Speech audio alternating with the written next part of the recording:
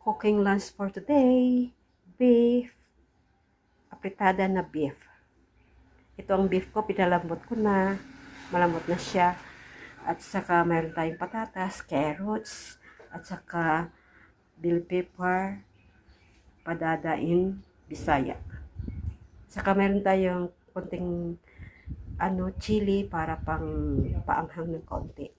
At meron tayong onion at garlic at meron tayong oyster sauce. Depende po sa inyo kung lagyan nyo.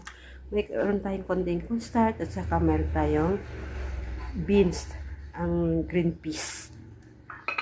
Yan po. Let's see. We start now how to cook.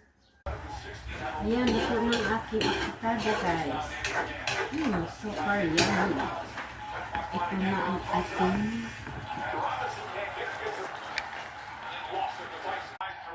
cooking is done. Wow. Super yummy, guys. Thank you for watching. Like and share.